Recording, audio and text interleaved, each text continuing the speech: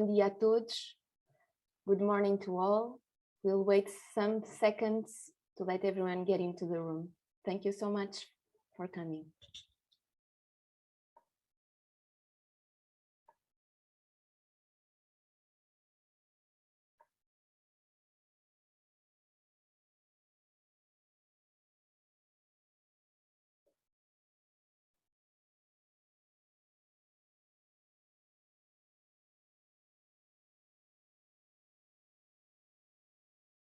Hello to all. Welcome to the thematic session, Loss of Biodiversity and Extinctions, for the fourth meeting of Reporta, Sapiens, Health and the Environment, Natural and Artificial Frontiers. It is a pleasure to be chair of this session. In a thematic, I'm a biologist that really speaks to my heart. The survival of our species and looking into biodiversity and the relations between man and the natural world we are part of. Each speaker today will have 15 minutes for their presentation, and we'll have discussion after all the speakers. We'll start straight ahead. We'll have 4 talks today, and we'll start with António Ortega Santos, which is an associate professor of the Department of Contemporary History at the University of Granada and head of the South Training Action Network of the Decoloniality Research Group. António will present to us a proposal for the study of the historical transformation of the coastal and dune landscapes in the Mediterranean ecosystems. His talk is entitled Winds of Dunes, Landscape and Loss of Biodiversity in Mediterranean Ecosystems. Thank you, António. I give the floor to you now.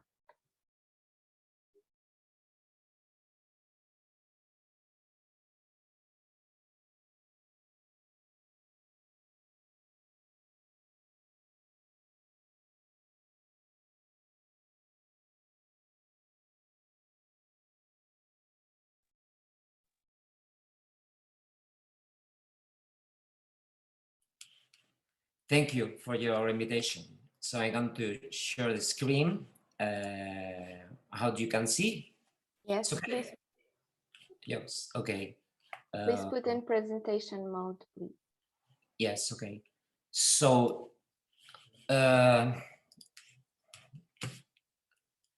so the question is that I'm going to present here our project linked with EURC project conducted by Professor Joana Gaspar de Freitas, Lisbon University. We are working together about the transformation of the coastal landscape, in the case with special attention to the dunes ecosystem. So that's perfect. Okay. Yes. So our idea is presenting here the first step of our project in the 15 minutes. The index, the proposal is focused in these 4 ideas, in these 4 main items. The first one is how to study the colonial destruction of the coastal of marine ecosystem. The second one is the evaluation of the coastal ecosystem flows linked with the material and energy flow accounts MEFA in English, a methodological approach for understanding and making an evaluation of the changing of the landscape, the Mediterranean ecosystem. The third one is our case study, the aridos extraction, the sand extraction in coastal ecosystem due to the impact of the intensive agriculture and the tourist activities, especially focused in Andalusia and the Andalusian coast. And the last one is a agenda proposal for the future in advancing what will be the next step in our said project. So the first one is how to study the colonial plunder, the colonial destruction in terrestrial and marine research. So we have been paying attention, as introduced, explained, we have been working about the impact of the colonial and the colonial activities in the transformation of the coastal landscape, not only in Spain. Just now we have published a project about Gulf of California in Mexico, no? That we have been developing in the last 10 years, the transformation on the coastal and sea extraction of this area in Mexico. So our attention has been focused in this idea, no? The disposal of resources for the global market supplies during the contemporary age. So this means an anthropic conversion of the marine ecosystem towards a commodification, really.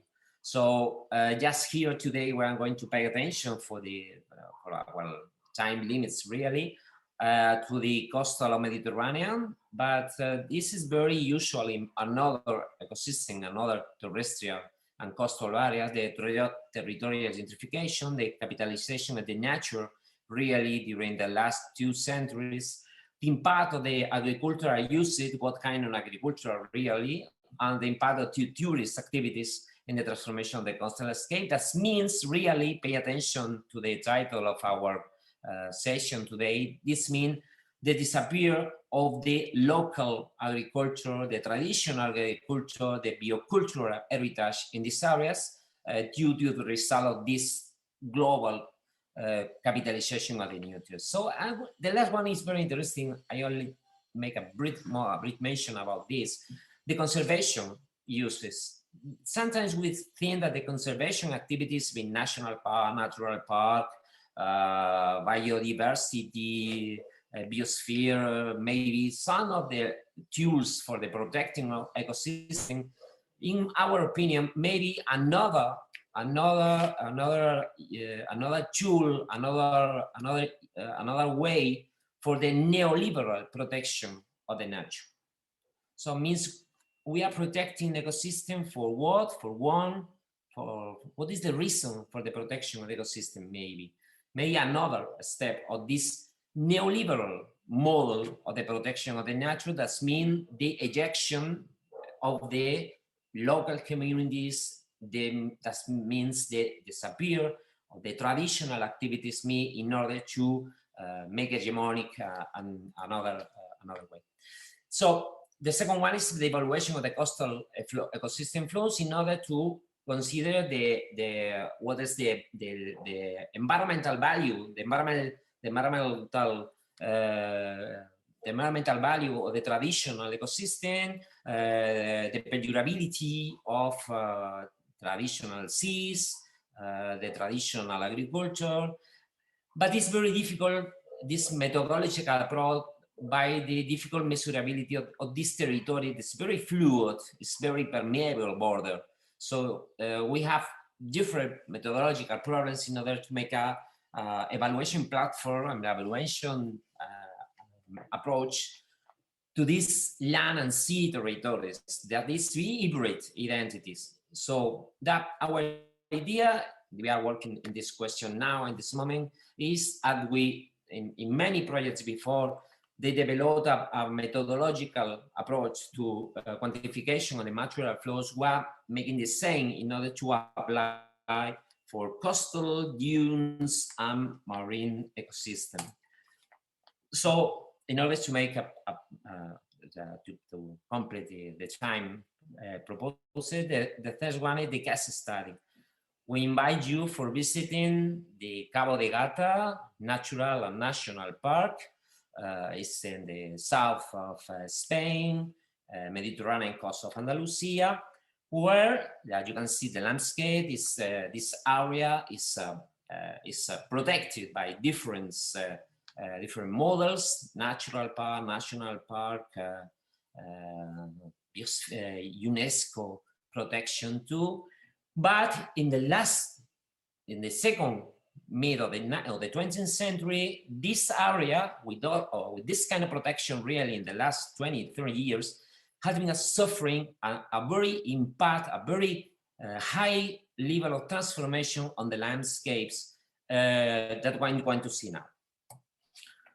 The objective of this modification of the coastal landscape is really the result of two forces of anthropic pressure The first one is the extension of intensive agriculture and this practice invernaderos in Spanish that require more soil and the addition of sand for the design of these greenhouses, really.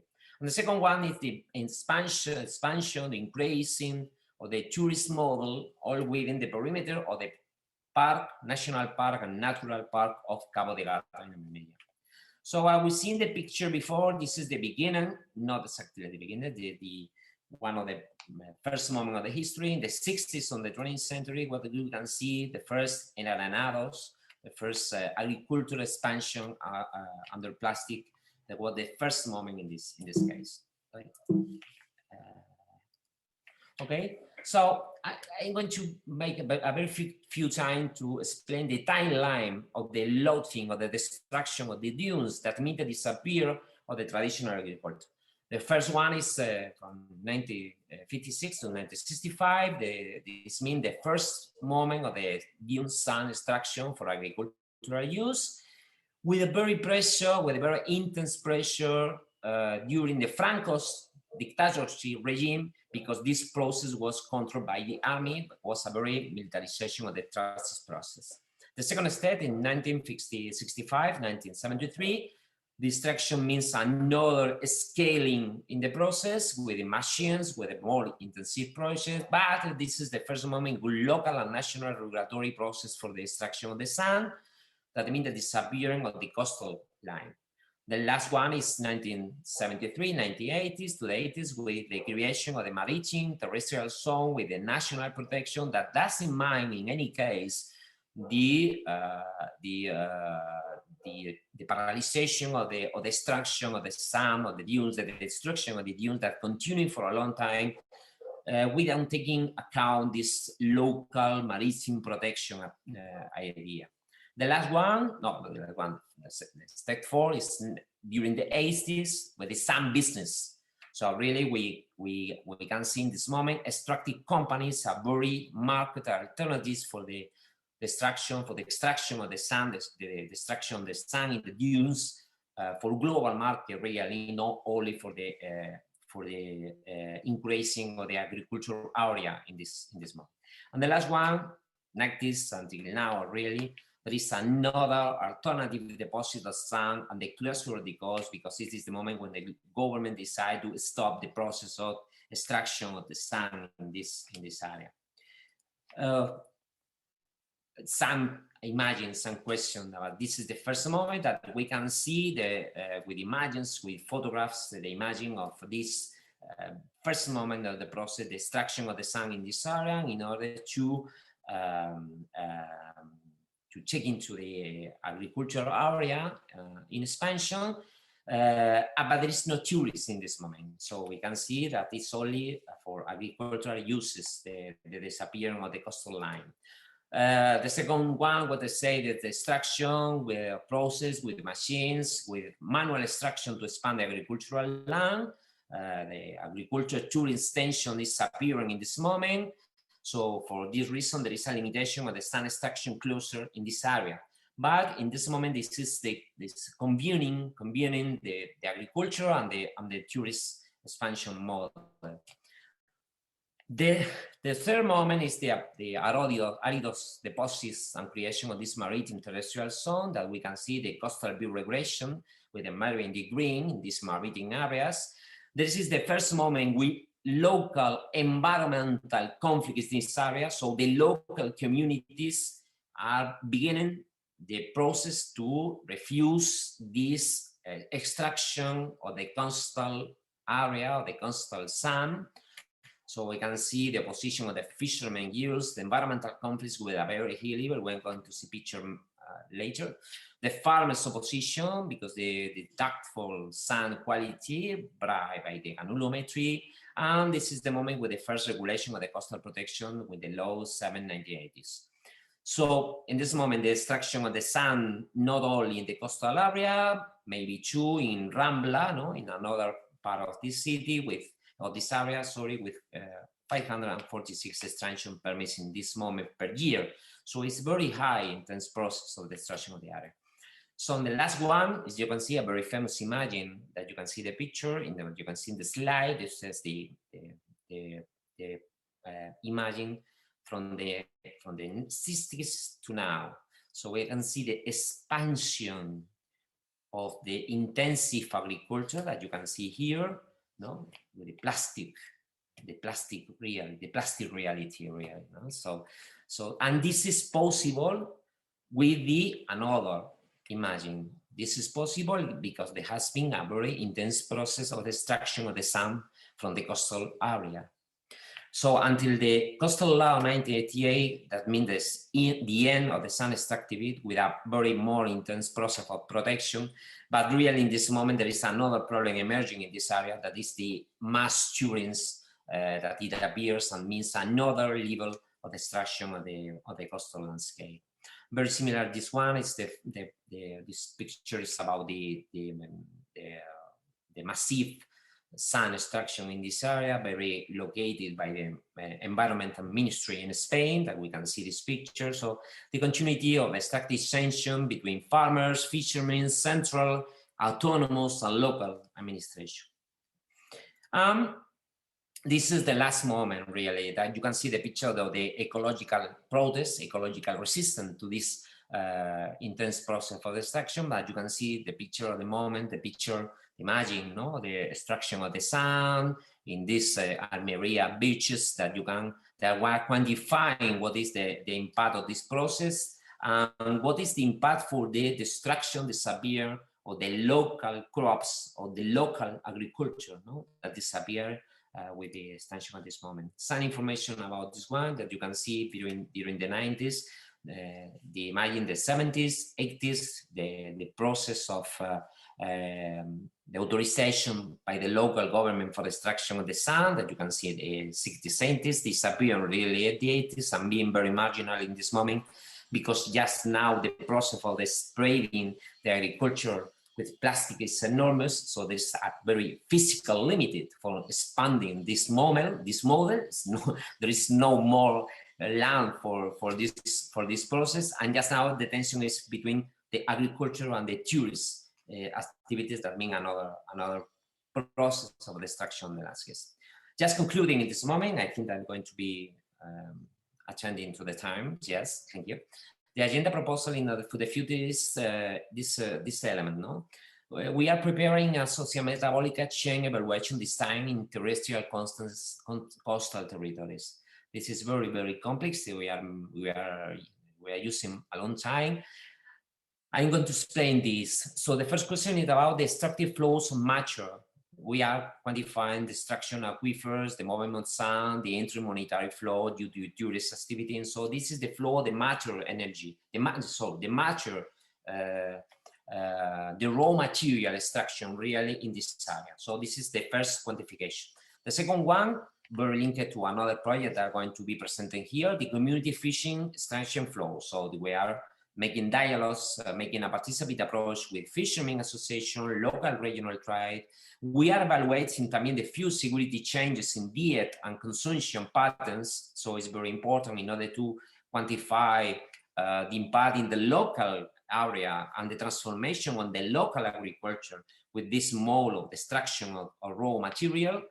The third one is the balance of the ecosystem conversion to intense agriculture, blue footprint, soil and water contamination by fertilizer and agrochemicals, very intense in this moment. This is the area in Spain with more high level of cancer, especially for child in this moment. So it's very, very important for the health of the communities. And this fertilizer and agrochemicals going transfer into marine ecosystem, the intangible flows of territorial knowledge, the histories of non-human beings. So this is another idea for the future. And with this, creating an open data archive for material appropriation. So thank you for your attention, and thank you for the organizing committee for allowing to be here. Thank you so much, Antonio, for your pertinent and very relevant nowadays view on this historical transformation of surrounding the exploration and the businesses surrounding the dunes landscape. Thank you so much. we now go to the next talk, but before that, I wish just to present the speaker that's not able to be here with us to an unfortunate happening. So I want to say and invite you to go and read her abstract, that is Carlota Houart, which is a junior researcher at the Center for Social Studies of the University of Coimbra, that would argue on the need for new models, new paradigms to halt the current scale of our environmental destruction. So I invite you to go and read her work. We'll go on now to Eduard Gargallo, with a PhD in contemporary history. He's a researcher at the Centro de Estudos Internacionais of the Instituto Universitário de Lisboa and CITSEM. Eduard will now present an analysis of the historical evolution and the present situation of the veterinary and wildlife conservation fencing in Southern Africa and their consequences with his talk. Eduard, I'll give you the floor. Please. Thank you. I'm just going to share. Okay.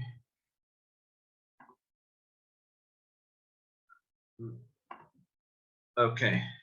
Thank you very much. Thank you for allowing me to present this this research.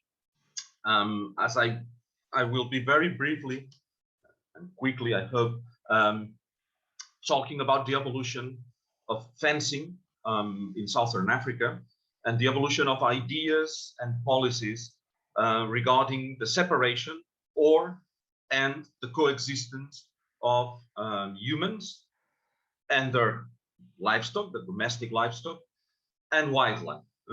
If they have to coexist or do they have to be separated, how this has been evolving in Southern Africa, focusing mostly on the proposals and practices of the last decades for a more open, or what I call the opening of the landscape, that is the reduction of fences, the reduction of separation, and the sharing of the landscape between wildlife and humans and livestock, and how this has encountered a lot of problems, and what I call the resilience of the fencing, of the fences, and even the calls for a renewed or a return to fencing and to fences in Southern Africa.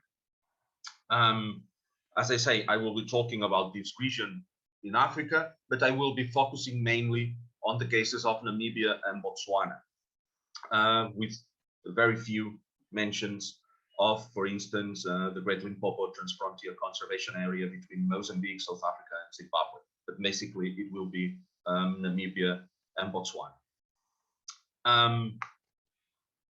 What happened was that since the colonial period, in all this area, in all these countries, and especially in this case, for instance, in Namibia, there was an expansion of fencing for a variety of reasons linked to agriculture and veterinary reasons or costs. Okay, first it was the fencing of what in Namibia were at that time white farms, farms owned by European farmers. Now they are called the commercial farming area. This area, as we will see in the picture later, it's completely fenced. All these farms, all these large branches and farms are fenced. But this is not only happening or it was not happening only on the commercial area. It also was happening in what are called the communal areas, the former areas of land that were reserved for Africans that now are called communal areas, and in where the property and the distribution of land is supposed to be communal and to be open. This is no longer the case in many instances, and there are a lot of individual plots being fenced, at least since the 1960s. We'll see also a map of that.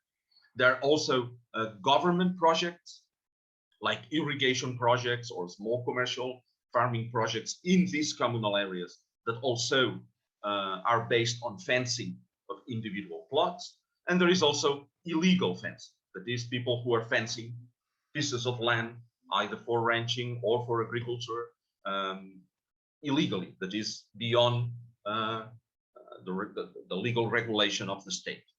And there are also veterinary fences, especially in Namibia, is the veterinary control fence, which is this red line that you can see here, that since the 1960s divides the country in two parts, the northern part and the southern.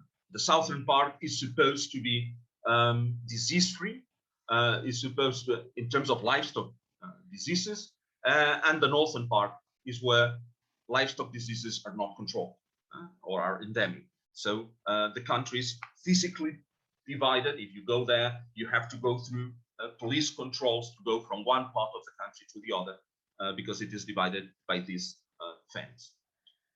This, you can see a map, an aerial picture or satellite picture of the commercial farming area, what I was saying about the fences. All these are, as you can see, everything is fenced. All these are branches and fences. And this is a map of the communal areas. This in color, like brownish color, are the communal areas. And these darker areas are those areas of the supposedly communal lands that are also fenced and that are also divided in like individual property, which you can see it's a wide area in some parts. Very similar things happen in Botswana since independence, also before during the colonial period, but since independence, all the land policies and agricultural policies have been based on the increase of commercial ranching and the creation of large commercial ranches, all of them fenced. They also have been developing quite a large number of fences for veterinary purposes to prevent the expansion of or the contagion of diseases like foot and mouth disease or the contagious bovine pleural pneumonia and others, okay? Which are supposed to be transmitted not only from livestock to livestock, but from wildlife to livestock, okay? One of the reasons, not the only one, but one of the reasons of this importance of fencing is that, for instance, if you want to export meat to the European Union or to the United States, for instance, beef, basically, you need to prove that this beef comes from disease-free areas and from disease-free animals. And that has been done usually by fencing areas and separating disease-free from non-disease-free areas, not only in Namibia and Botswana, but everywhere in the region. Here's just a list of these several fences that the Botswanan government has been building. Here is a map of Botswana where you can see all these fences and all these veterinary fences. One of the consequences of which, not only here in Botswana, but also in Namibia, obviously, it has been the hampering or the prevention of wildlife migrations and wildlife dispersal. Some species of wildlife, especially ungulates, but also elephants, that used to migrate in huge numbers, in thousands and sometimes hundreds of thousands of animals were moving seasonally between different areas. This was hampered, this was made more difficult, sometimes impossible, and this led in the 1960s, 70s, 80s to a significant decrease in the numbers of some species, okay, especially of the more migrant species.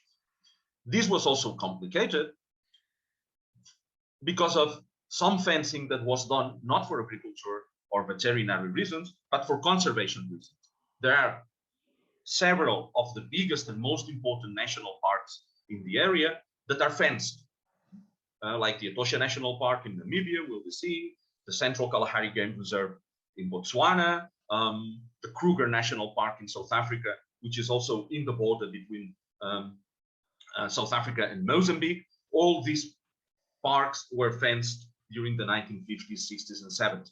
Also, as I said, hampering wildlife migrations and wildlife movements. This fencing was made, on the one hand, to protect populations from wildlife depredations or from wildlife damages, wildlife-based damages, and to protect livestock from diseases carried by wildlife. But they were also done to protect the wildlife inside the parks from people and livestock encroachment, and also from hunting, poaching, etc. So it was a way, theoretically, to protect both the wildlife inside the fences and the people outside the fences. Here is a picture of the fence in the Central Kalahari Game Reserve. This is not a huge fence because, as you can see, it's one of the gates. You can go through this, but I mean, it shows how there are physical barriers between what is the national park inside and outside. All this was being challenged, or has been challenged since especially the 1980s and 1990s by a different approach, which is community conservation, which, among other things, is based on the removal or the softening of physical barriers between national parks and protected areas and neighboring areas, communal areas, farming areas, etc. Okay? That it's based on the idea that people and wildlife have to be living in shared landscapes, not in divided landscapes, and also that private game farms, for instance, have to be reducing or removing the fences. It is also involved in this community conservation is the idea of transfrontier parks and transfrontier conservation areas, which basically wants to create bigger conservation areas, bigger conservation units, in which, for instance, national parks, which are contiguous and that are separated, usually between two countries, these have to be united. Fences have to be, if it is possible, removed.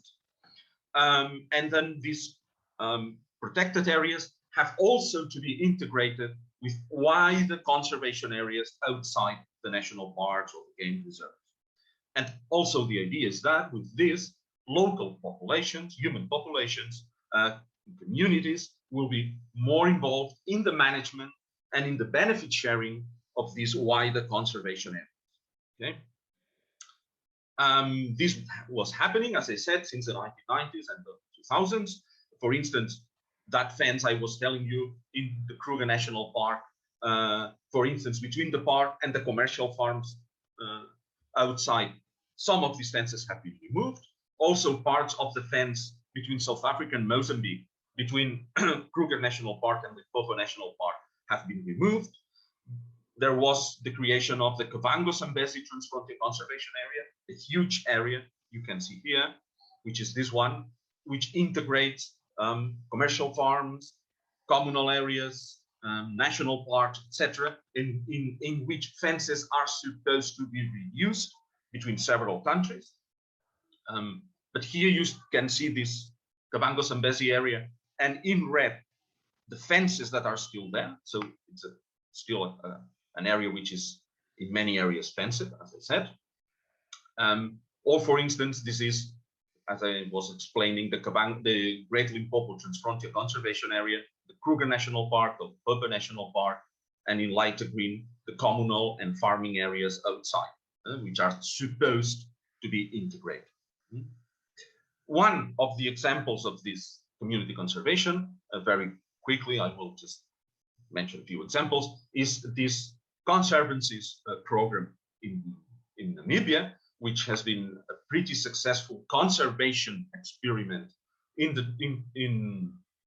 communal areas, in which communities get the right to manage themselves, the wildlife, and to get the benefits from tourism and from the sustainable use of wildlife. Now these conservancies, as you can see, occupy in green a very large part of the communal areas, both within and outside of the veterinary cordon fence. And as I said, this led to a huge growth in wildlife numbers. But this has also created problems. Why is that? That's because the increase in wildlife has also created an increase in human-wildlife conflicts. as you can see some numbers here of the number of human-wildlife conflicts. What is this leading to? I'm just going to very briefly talk about two areas. One, this marked here, is the King Nahale Conservancy. North of the Etosha National Park, you see this like reddish area is the Etosha National Park, which is fenced. So this conservancy is outside the park and outside the fence, but in which they are having a lot of problems with wildlife coming out of the park, competing for grass with the livestock, predations by predators coming out of the park, and elephants destroying crops and water points. This is a picture of one of the entrances of Etosha National Park. As I said, it's completely fenced. And this is a picture of some of the water points in the conservancy that were attacked by the elephants. Okay. What is happening then? The people are asking for more fences, no less, because they have the feeling that the increase in animals outside of the park and also animals leaving the park in spite of the fences and creating damages, this is a problem. Obviously, this is creating a lot of problems which I cannot explain now, but it is leading to more demands to the government to increase the fences and not to remove them. Okay, this is also the case in Ehirovipuka Conservancy, another one next to Etosha, in which wildlife was reintroduced in the 2000s, and they are experiencing, I cannot go in detail now, the very same problems that they are experiencing in King Nahale, and they are also building new fences themselves, enclosures for livestock, protection of crops, etc., and also calling the national park to enhance, to reinforce the fence. This is something that has been happening not only in these cases, but all through the area. In all the transfrontier parks and transfrontier conservation areas, human-wildlife conflict has been increased, and some of the fences that were being removed are now being replaced again because the problems of human-wildlife conflict. Okay. To finish, just to very quickly make a summary of what I meant. I mean, these new conservation policies and these attempts to open the landscapes and to remove fences and to increase the contact between people and livestock and humans are really not working very well, and I'm experiencing a lot of problems. As I said, there has been an increase in fencing of plots, agricultural plots and pastures, because people are afraid of human-wildlife conflict and damages caused by these increasing numbers of wildlife. There are calls for a stricter separation of conservancies and national parks instead of the opposite way, in order to protect people and livestock from wildlife. Conservation programs themselves are trying to identify exclusive wildlife areas or corridors between areas so that animals can move from one place to the other. But in some cases, they are calling for the fencing of these corridors. So that is more fencing instead of less. Okay. It is also true that fencing is again being advocated, being defended, in order to protect the wildlife inside the park, the protected areas, because it has been seen, for instance, in the case of Mozambique, in the Limpopo National Park, that the removal of the fences has been helping poachers to go into the park and kill some species, especially is the case of the rhinos and elephants, but mostly the rhinos. So there are calls for, we need to fence back in order to protect the wildlife inside, okay? And also, it remains the concerns, or the veterinary concerns, we can call it, okay? The concern because due to the possibility of contagion of diseases from wildlife to livestock. There are attempts to try to protect livestock from diseases using different methods than fences, but this is only starting, and basically the governments for the moment are still using fences to protect livestock from diseases. So we find the contradiction or the paradoxical situation in which community conservation sometimes is leading to some conflicts that people want to be resolved by more fencing rather than less, as it was the idea originally. I will leave it at here. I don't know if I made myself clear, and I've been a bit quick, but I hope that more or less you understood what I meant. Thank you. Thank you so much, Eduard. We usually say that wildlife doesn't follow our geographical borders, but maybe they just don't have that option. No, many times no. No, thank you. So we'll pass to the next talk. And from Southern Africa, now we go to north of Portugal, to Viana do Castelo. And I will pass the floor to Manuel Fernandes, Raul Pereira, and Ana Isabel Lopes. Manuel is a contributing member of CEGOT and from the University of Porto, Faculty of Arts and Humanities of the University of Oporto. And Ana Isabel is also from the University of Oporto and a member of CITSEM. I'll think Raul will be the starting speaker, and then Manuel will follow, and Isabel is attending the participant as a participant in this session.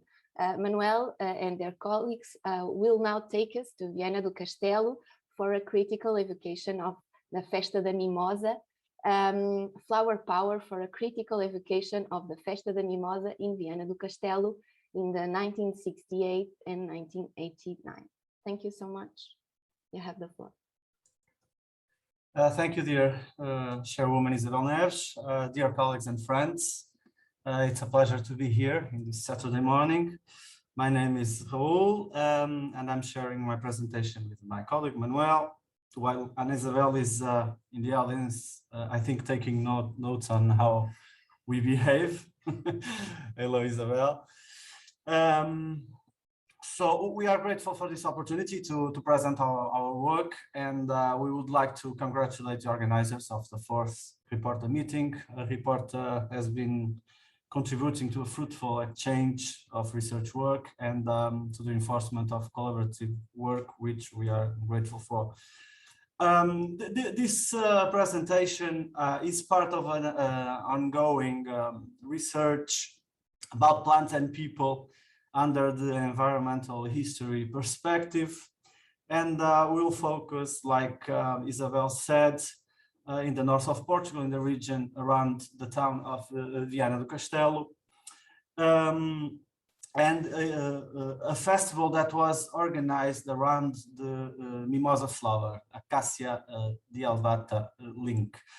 And the festival was held between 68 and 89. And it's a very good example of how an introduced species adapted to the landscape, but also to the cultural landscape. So the plant adapted not only to the soil, but to the cultural of the area.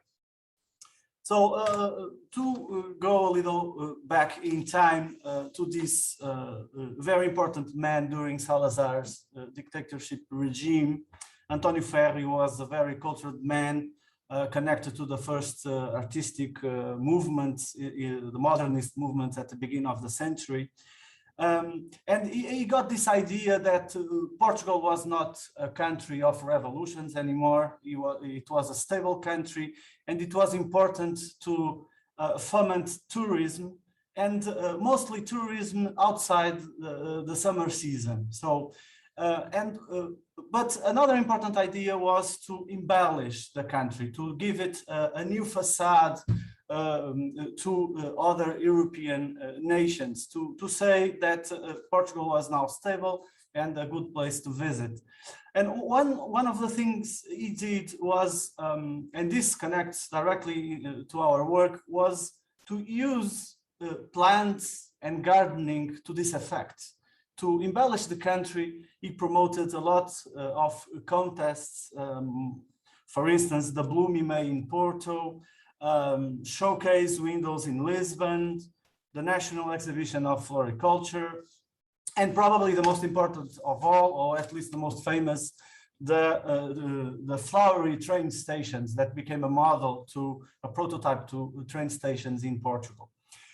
But also roads, public spaces, gardens, etc.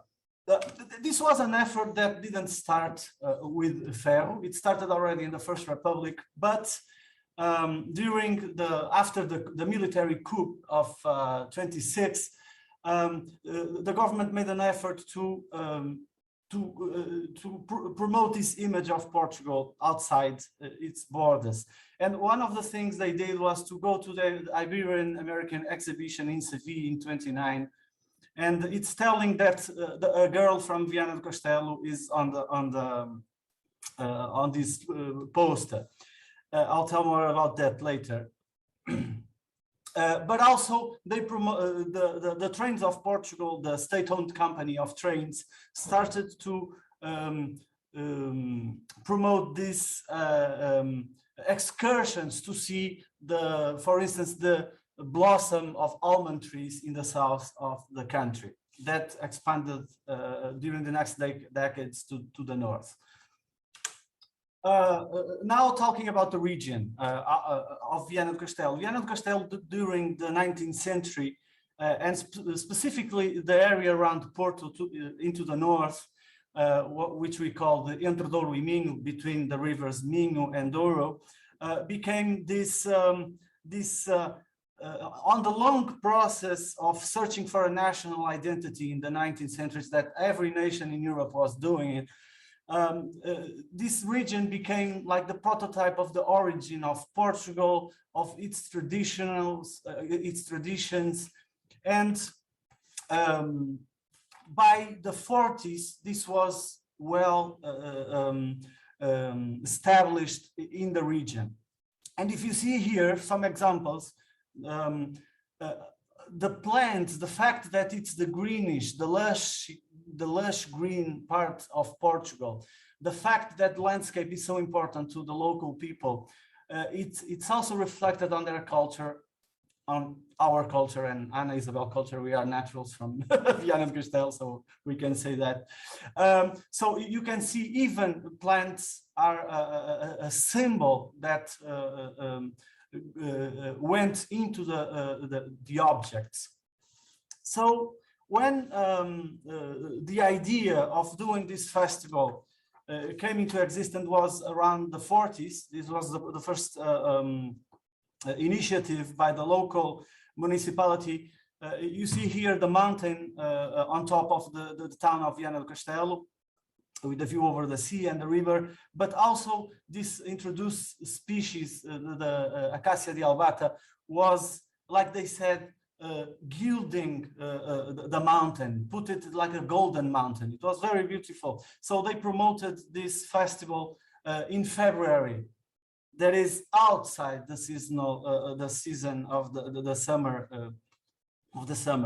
So mainly Manuel and Ana did a survey of local newspapers, photographs, oral sources, the archive of, for instance, Amadeu Costa, which was one of the most important ethnographers in the 20th century in Viana.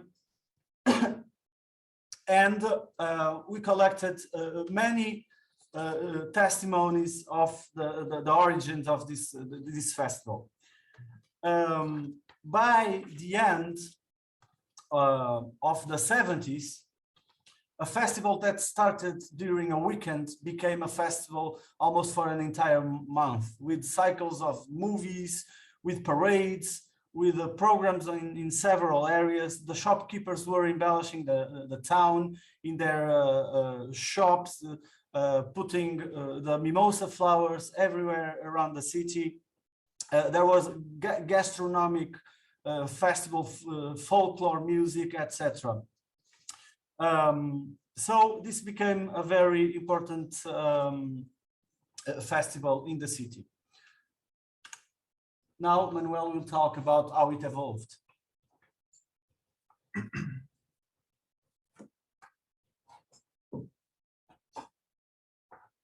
Good morning, dear friends and colleagues. I will start the second part of our presentation with a question. When and why was this festivity suppressed? As we have seen, it all started with popular interest towards a plant of Australian origin, Acacia dealbata, known as mimosa. And from its winter flowering, a local festivity emerged, which later expanded as a regional attraction. Nevertheless, the Festa da Mimosa would be suppressed after its 1989 edition, whose poster we can see here. But how were mimosas and other Australian acacias introduced in Viana do Castelo? My colleague has already mentioned it, the Estado Novo ideology of embellishment of rural landscapes. So the winter display of the blossoming mimosas was a way to promote the aesthetic enjoyment of Viana do Castelo in tourist terms.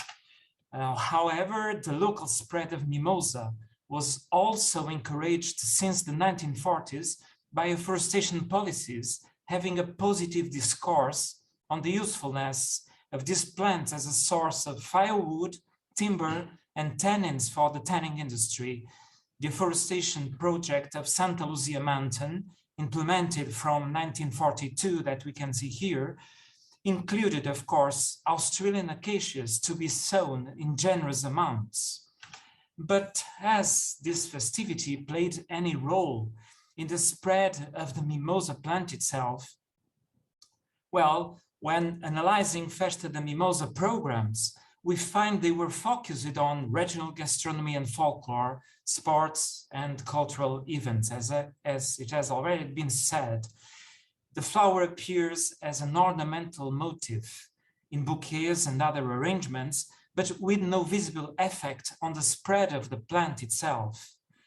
Anyway, by 1973, within the celebration of Arbor Day in Portugal, a call was made to plant mimosas in Santa Luzia Mountain, bearing in mind the conservation of the Golden Mountain.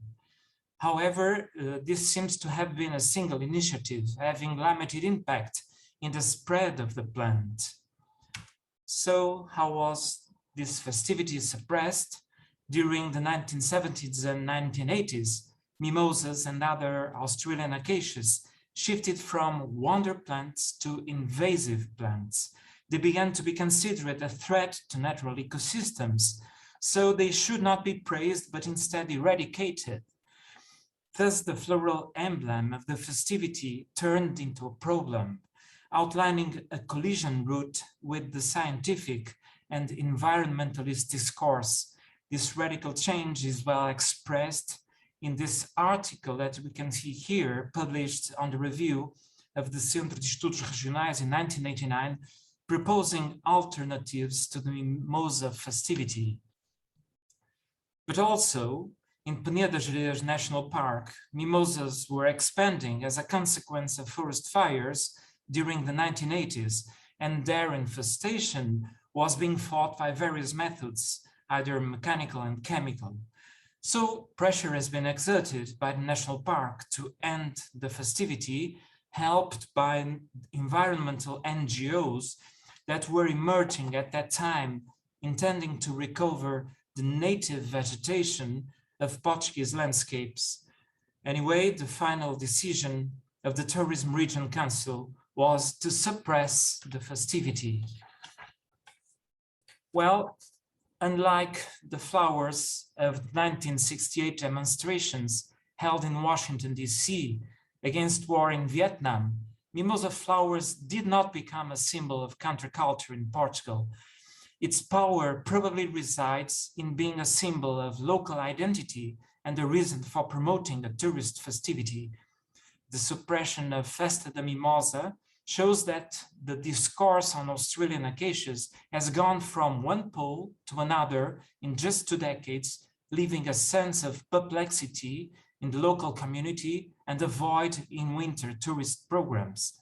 However, connections between people and plants cannot be suppressed by legal decree, and mimosas continue to be the object of popular affection. They would reappear later as a discrete motive in the poster of a gastronomic contest that we can see here, held in 1994, but they have moved from the foreground to the background. To sum up, Festa da Mimosa is a significant example of the tensions between grassroots initiatives and the power of political, scientific, and environmental discourses, which can sometimes change position like a weather vane that turns where the wind blows, as do this that we see here against the blue sky of Vienna. Festa da Mimosa remains a challenge to our attitudes towards exotic plants that are proliferating around. We hope that our research may contribute to widen the perspectives on this festivity, but also to consider alternative approaches beyond the invasive paradigm in order to find better ways to coexist with these plants. We would like to acknowledge Filipe Amorim, Hermenegildo Viana, Isabel Moreira da Silva, José Castro, José Manuel Gomes, Leonel Franco, Luísa Vaz, and Rosa Gandra Lima for their help during this research. We would like also to address special thanks to Inês Amorim. We are so grateful to see her back. Bom dia, professora Inês, espero que esteja tudo bem consigo. Also to Helena Brito, who holds the archive of Amadeu Costa in Viana do Castelo. We are especially grateful to Inês Amorim and Helena Brito. Thank you so much for your attention. Muito obrigada ao Manuel, ao Raul e à Ana Isabel por este olhar, não é? Para a festa da mimosa e para Santa Luzia. Thank you so much. It was a pleasure to see a little bit of Vienna and to get to know the history of those acacias in that beautiful mountain in Viana do Castelo. Now we'll go and I'll start presenting Nina Vieira. It is a pleasure to present Nina, which is a doctorate researcher at CHEM, Nova Lisboa, for the thematic line she works on environmental history and the sea. And recently, Nina became the regional representative of Portugal at the European Society of Environmental History. So congratulations, Nina, and we count on you. Nina will present and discuss the environment and perceptions of the whaling operation in Brazil between the year 1600 and 1800. So Nina, I'll give you the floor. Thank you so much. Thank you so much, Isabel. Thank you for your words. Let me just share. I hope you can see my screen.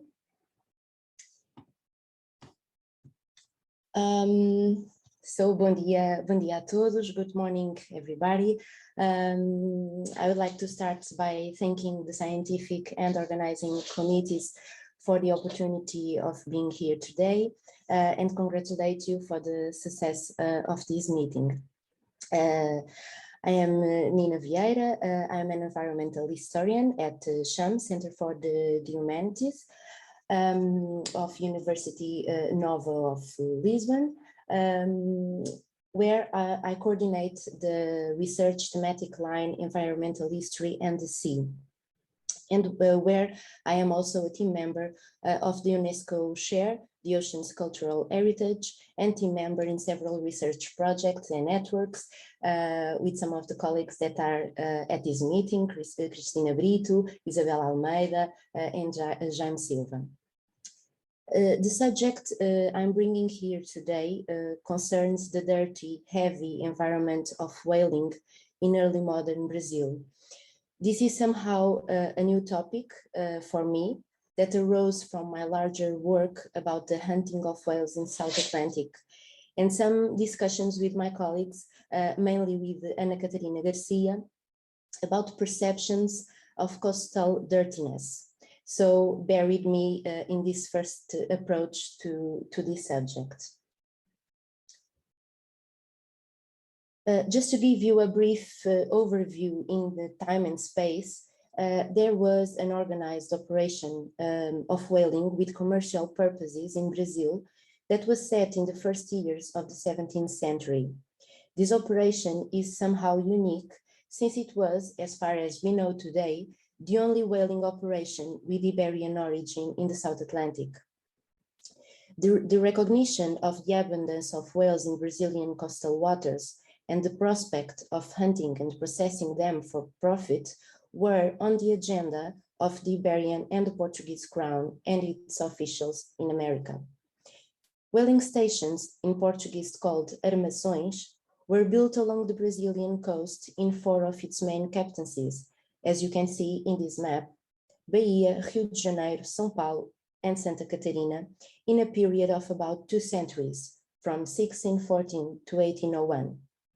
The whaling activity contributed to the development of littoral spaces, to the evolution of villages and cities, and to the construction of relationships between people and whales.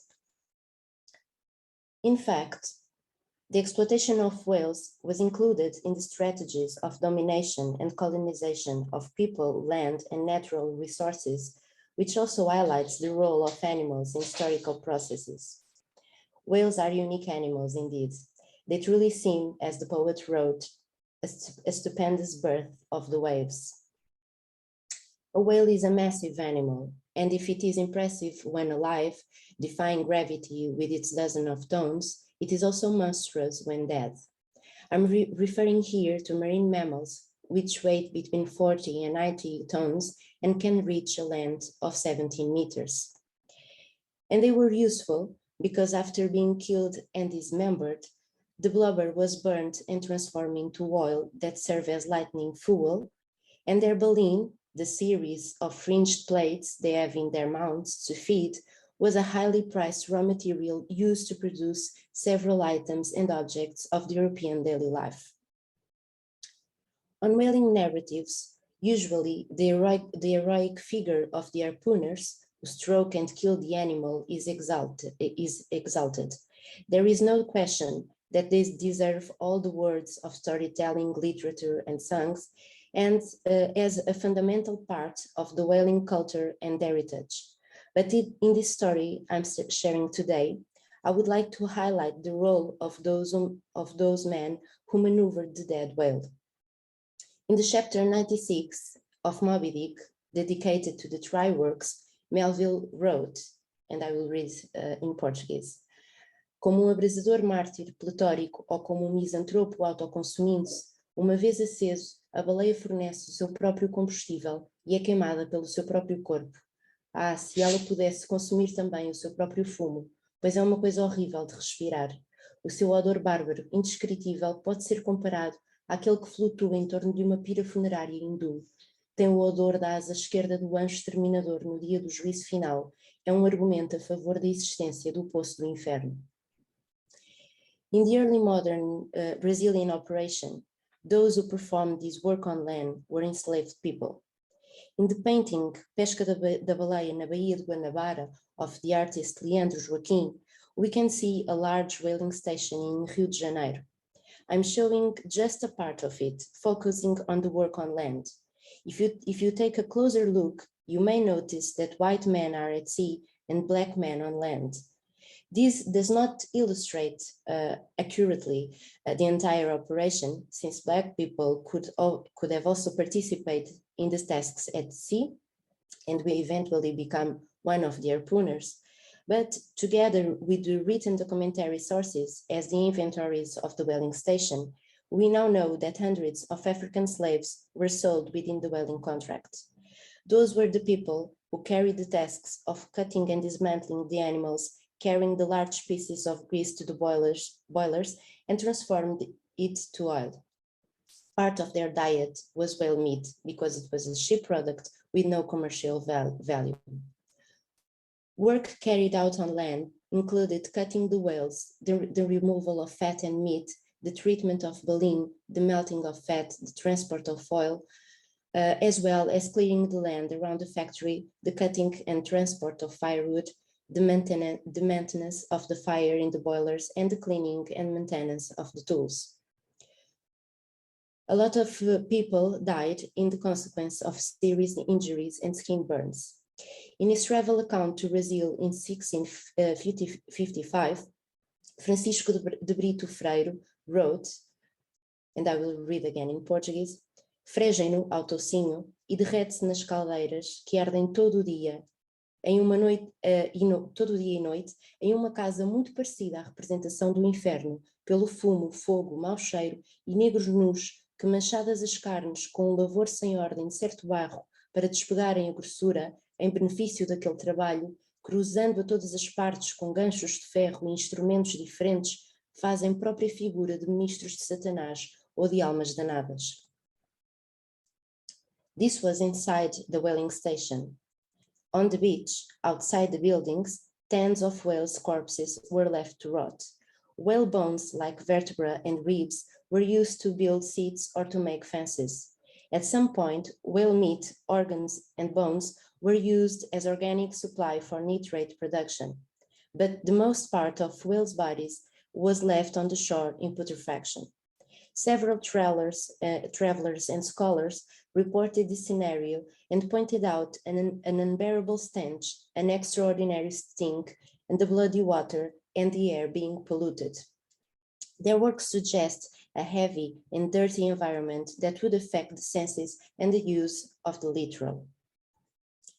Actually, the shore was impacted by the whaling activity, and whales left their mark in the landscape, both when the animals were caught, as we can see in the painting of Jean-Baptiste Desbret, as today when we visit Bahia or Santa Catarina. To add to all this scenario is the notion of waste. Along the Brazilian coast, whaling stations were of different size with more or less number of boilers to melt bubbler. The stations could be complex, well-structured and large edifications as the one depicted here with 28 boilers to melt blubber. They could also be relatively simple locations at bays and coves to process the animals. This led that in some regions and several times, people and structures were not enough to process all the whales captured. In smaller whaling stations or in years where many whales were caught, this meant not to fully use the animals and to lose the profit of selling whale oil. For instance, in 1759 in Santa Catarina, 150 whales were caught, but there were no boilers enough. In these cases, only baleen plates were extracted from the whales and the rest of the animal was left at the shore. To avoid these cases of animals not being fully used, a penalty was even proposed for contractors who left the animals to rot on the beach, something that seems never to have been established. Anyhow, the waste of whales in that year was appointed by the governor of Rio de Janeiro as a contribution to the lack of whales in the future. As he wrote, esta exorbitante pesca fará com que se afugentem as baleias e para os futuros anos se venha a experimentar falta delas, que é infalível por conta do presente desperdício e por consequência ficará deteriorado este contrato e a real fazenda. The conditions imposed on whaling practices by governors and contract administrators had the main purpose of managing and making the activity and the business profitable. But simultaneously, these conditions promoted an extraction with less loss and waste, preventing the killing of more whales than the traps had the capacity to process. And the administration of the monopoly ended up resulting in a certain way in a measure of management of the resource. That was exactly reported what was reported by the engineer and politician Manuel Ferreira da Câmara when he wrote in Memórias Académicas da Academia de Ciências in 1789, a pesca das baleias em todo o Brasil e ainda mais a manipulação do azeite está sujeita a infinitos erros. Ferreira da Câmara pointed the more serious mistakes that he believed contributed to the delay in the development of whaling and its ruin in the future, such as the removal of blubber with great amount of waste and its melting at high temperatures, resulting in low quality oil, but also the capture of females and calves. Manuel Ferreira da Câmara also proposed in his text the extraction of this the exploitation of whales should be made in a sustainable way, that is, to hunt whales in such a way as to guarantee the continuity of their exploitation and consumption in the future, or in his words, procurando matar uma soma maior de machos e descobrir os meios de matar as fêmeas, sem contudo diminuir e destruir a prole. And we know today that in fact this whaling operation in Brazil extremely impacted whales populations of the South Atlantic that are now still in recovery. A possible decline in the number of whales occurring ashore, together with the competition with other nations and the rise of new scholars and ideas about the management of natural resources, resulted in the end of the whaling monopoly in Brazil in 1801. So to conclude, I believe these topics have some interest in being analyzed in depth in the future. Some of them are this notion and perceptions of dirtiness, the origin of these notions and concepts related to pollution, or notions of discharge, waste, and sustainability, also connected to a perception that the resources are finite. Also, a goal of our projects is to know how many whales were caught, but also how many whales were lost and how many whales were caught and not processed. Another topic that interests me is how whaling and other marine extractive activities shape the coastal landscape in sensorial and cultural aspects. So this is it for today. Thank you so much. Thank you so much, Nina Vieira. And the history of the whale operation is really something that really gets me, and it's really hard to hear some of those things. So this session, I think it was great to hear all of you. We had different examples of the intervention of humans on nature and our relation to nature through the years and in different time scales. Thank you so much. I will say to the audience now that they can start putting their comments and questions in the question box or the chat box, either of them. Thank you so much. I can start promoting the discussion. I have some curiosities that's not that caught my attention during your talks. I would start by asking António if besides looking into the exploration of man of the dunes and the businesses associated with them, if you're also thinking of collecting some information regarding the recovery of the dunes ecosystems. For instance, what kind of actions have been made to recover those ecosystems, if they are, and also because we also have here the acacia problem on our session, and sometimes the recovery of these dunes passes also to the plantation or of other invasive species. So I was wondering if you have some notes on that. Thank you.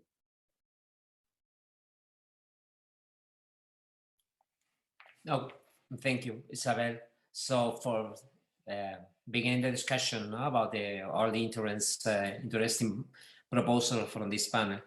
So I think is one our idea is what kind of human actions now to recover the landscape really. But it's very difficult in this moment because the the business model of this agriculture intensive is so difficult to be dismantled in the south of Spain.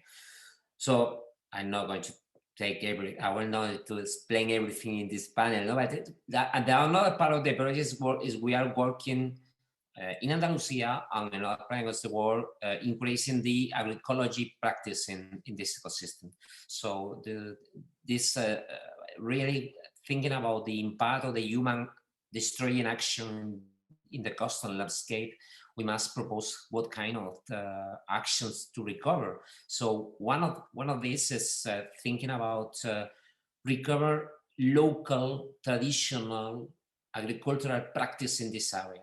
So it has been developed for many years. So considering this is a desert area, so we're thinking about agriculture in oasis system. So we have a project many years ago about oasis activities in Mexico. So really there is a relation between this project. No? So we're thinking how can recover agroecology practice in this area. And so I will well connected with many ecological organization, Ecologistas en Acción in Spanish. So many of us that we are preparing one planning for this recovered ecosystem, but it's very similar to the tourists, no? We are thinking about what alternative ecotourism in this area in order to replace this hegemonic model. So thank you for your comment. Forgot to unmute me. We already have some questions here in the Q&A. So the first one is for Manuel and Raul. It says, good morning for the team of, for the thematic of Vienna. Did you find some movement regarding the Australian embassy on Portugal? In Portugal? Yes. Shall I answer right now? Yes. Okay. Good morning, Inácio. Bom dia. Thank you for your question. As far as we know, there has been no movement or no connections between Australian embassy in Portugal regarding acacias. As far as we know, during the 20th century, I would say that the foreign relations, they go back to the 19th century, and they have to do with the first introductions of acacias in Portugal, which probably came through, I mean, Australian acacias, of course, because there are some other acacias that were introduced previously, like Acacia fernesiana, but that's a different, yes, that's a different story. During the 19th century, as far as we know, they have acacias have been introduced from gardeners that were producing plants, for instance, in Germany or in England. But also, of course, the nurseries from Belgium were very important at this regard. And acacias have been tested mostly in south of Europe, and suddenly French horticulturists found that they could be grown in open air, not only in greenhouses. And so begins, let's say, the history of their spread in the Mediterranean basin.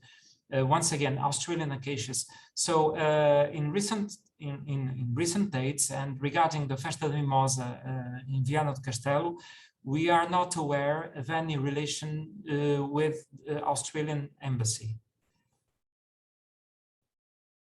Thank you so much. I don't know if I say that question was from Ignacio Pereira. Thank you so much.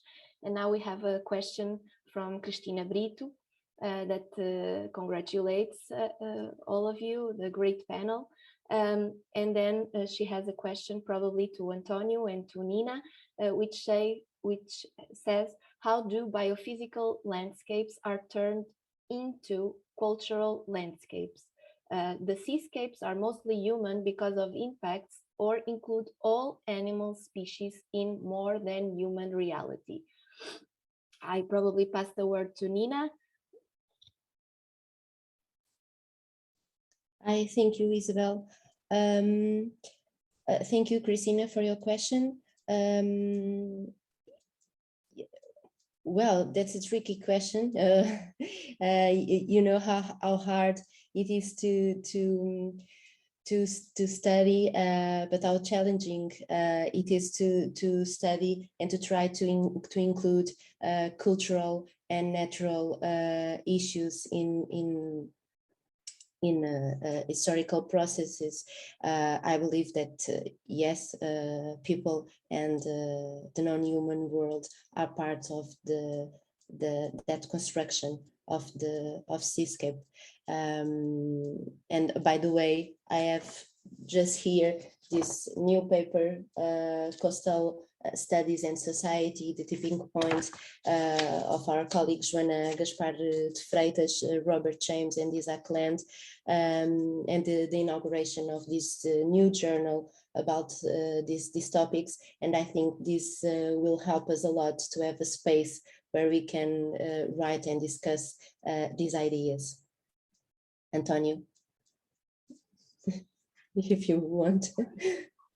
Oh, thank you. So, thank you for the question, Christina, and thank you, Nina, for reply. So, from my perspective, thinking about in Spanish, memoria biocultural heritage. So, no, this approach including really material and no material. So, perspective for thinking about the reproduction of the traditional knowledge of the peasant or no peasant communities, peasant or fishing communities.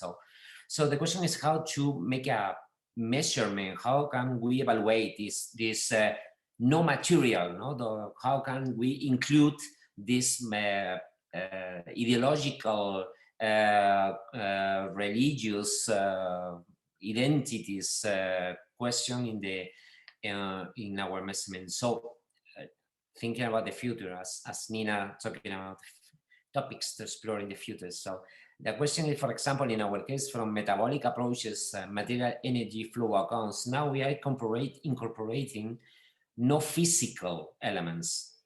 So how can we include in this material energy flow accounts no physical elements? So it's so difficult. So we are thinking, many people were thinking, how can we include these topics, elements, inputs in our platform? So maybe in the next meeting, I will have another information about this. So just now we are thinking, how can we incorporate this one in? If we prepare a methodological approach. So in order to conclude a methodological perspective for sharing for many groups, or for sharing with many groups. So Victor Toledo from Mexico, Manuel Gonzalez, talking here 2 days ago too, is very friend of mine. So Manuel Gonzalez de Molina, many other people in seminars in the last 1 month, 2 months, we have been talking about this question. So just now it's an emerging element in our discussion. And then and very necessary. Yeah, thank you so much. We have a question here from Inês Amorim, and Cristina Brito thanks you for your answers. Thank you. Inês Amorim says, congratulations to Manuel, Raul, and Isabel. There is some relation cultural between mimosa and the conception of health. Hi, good morning, Professor Inês Amorim. As far as we know, there isn't specifically any application of the albata to health.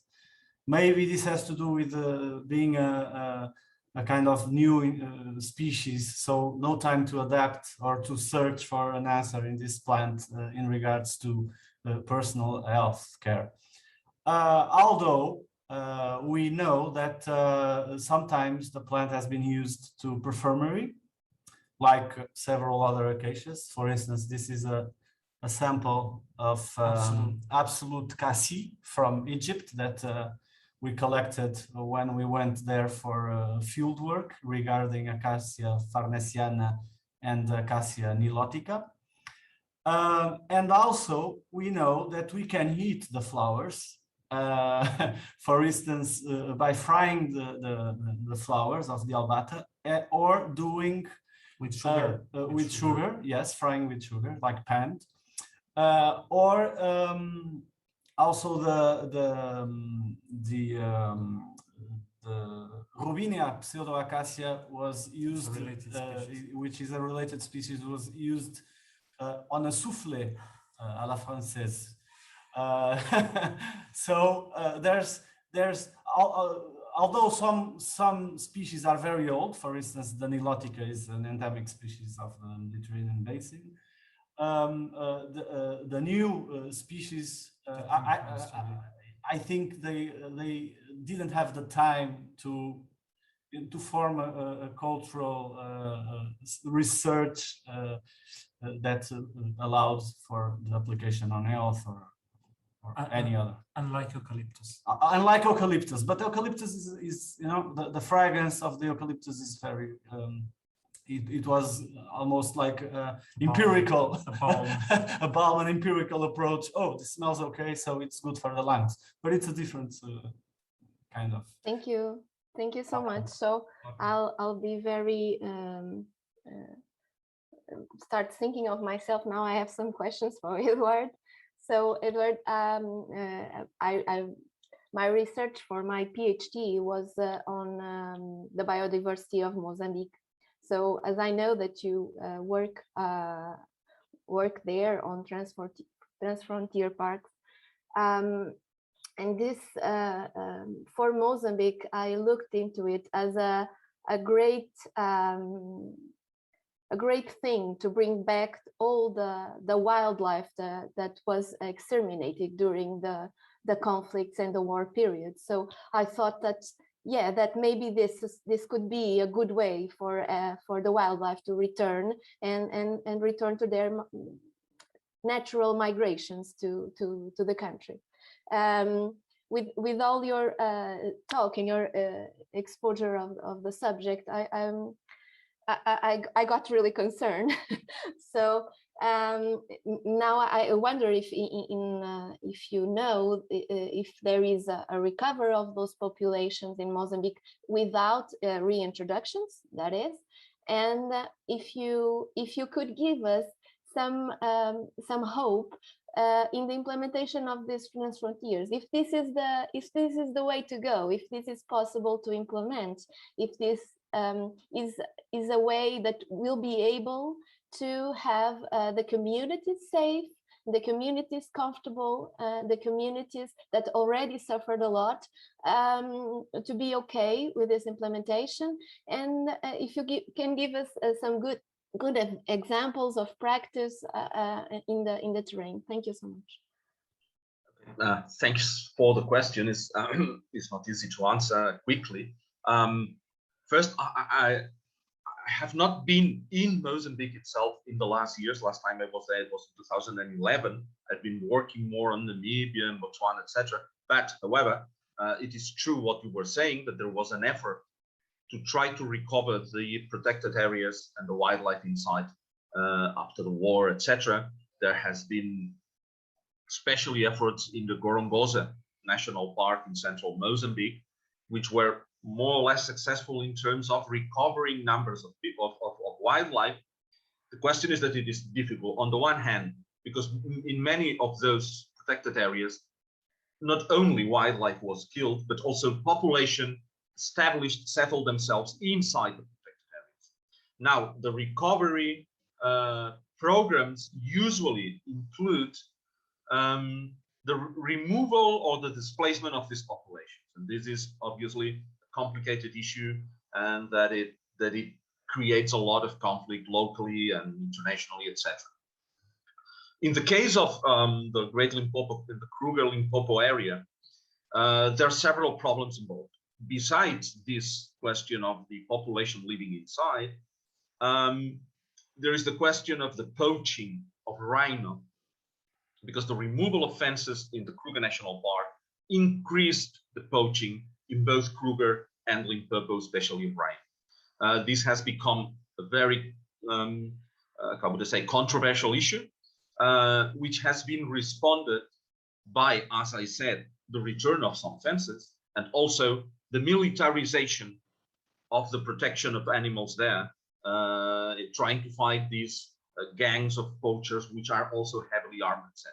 I would say that one problem that is behind this is that the original idea of the Transfrontier Park there in Kruger and Limpopo was really not very well planned, in the sense that by removing the fence in Kruger, animals from Kruger went into the Limpopo area in Mozambique, which was fine, that was the idea, but that created problems to the populations there, which were really not compensated by the benefits.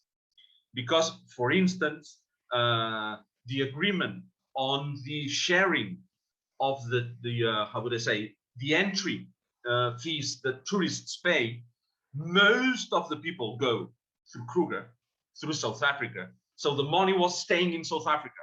And the South Africans, I would say, were really not very, how would I say, not very forward looking. They were a bit stingy, okay? They didn't want to share these fees with Mozambique. So Mozambicans found themselves with more problems for wildlife conflict and more animals crossing into Mozambique and not much benefits. So that obviously does not help local communities to be interested in conservation or to be against poaching or to, you know, find ways of living with these animals that are increasing, but are not creating much benefits. I think the question of benefits is key. I mean, if you want the population to wish to share the landscape with the wildlife, they have to benefit from that. I mean, they cannot only get problems from this. And this really has not been working well in this Mozambique, South African area. I'm sorry not to be more optimistical, but that's how things are working now. Yeah, thank you so much. And it seems like the tourism is the way we're thinking of giving some benefits to the populations, but then now we have COVID, and conservation through tourism does not seem an option. So we have to think in another solutions. Yeah, it is not easy. It is not easy. Yeah. Thank you so much. We think we're approaching the end. Thank you so much, everyone. You received a lot of congratulations from the audience. It was a great panel, a great pleasure to be with you. I learned a lot. And see you on the next session if possible. All the best. Thank you.